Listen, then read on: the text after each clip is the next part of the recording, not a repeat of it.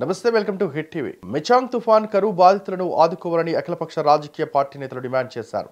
ఈ మేరకు Visakhapatnam collector office వద్ద కేంద్ర రాష్ట్ర ప్రభుత్వాలకు వ్యతిరేకంగా నిరసన తెలియజేశారు.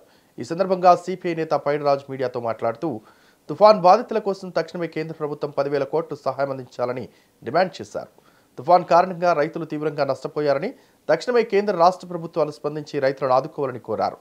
తుఫాన్ ప్రభావంతో రాష్ట్ర వ్యాప్తంగా నష్టపోయిన రైతులను ఆదుకోవాలని డిమాండ్ వ్యక్తం చేశారు. రాష్ట్రంలో దాదాపు 470 మండలాల్లో తీవ్రంగా కరువు నెలకొన్న పరిస్థితుల్లో మూలిగే నక్క మీద తాటికాయ పడినట్టు మరీ అన్యాయంగా గడిచిన వారంలో మిచాంగ్ తుఫాన్ పేరున పండిన పంట ఇంటికి చేరే లోపు రాష్ట్రంలో ఉన్న రైతాంగాన్ని అతలాకుతలం చేసింది మిచాంగ్ తుఫాను. నిపుణుల అంచనాల ప్రకారం 18 లక్షల హెక్టార్లలో రాష్ట్ర వ్యాప్తంగా రైతాంగం వేసిన పంట నష్టపోయిందని చెప్తున్నారు. ఈ విధంగా రైతులుంటే ఇటు కేంద్ర ప్రభుత్వం కానీ రాష్ట్ర ప్రభుత్వం కానీ నిమ్మక్క నేరెత్తినట్టు వ్యవహారం చేస్తుంది.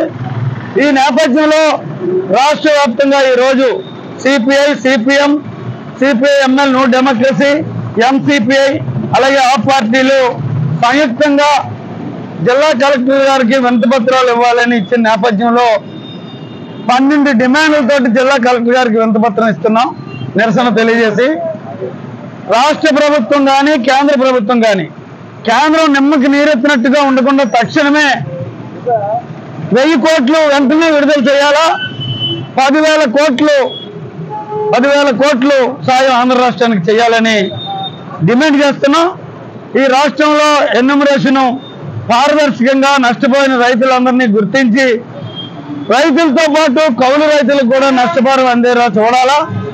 ఇంకొక పక్కన ఈ డిజాస్టర్స్ మేనేజ్మెంట్ రెవెన్యూ శాఖలోనే ఉండాలా, దీనికి ప్రత్యేకంగా వేరే ఎవరికో అప్పచెప్పకూడదని డిమాండ్తో రాష్ట్ర వ్యాప్తంగా ఉన్న రైతులను తక్షణమే ఆదుకోవాలని 12 డిమాండ్లతో ఈరోజు విశాఖ జిల్లాతో పాటు రాష్ట్ర వ్యాప్తంగా మేము నిరసన తెలియజేస్తూ జిల్లా కలెక్టర్ గారికి వినతి పత్రం ఇస్తున్నాం.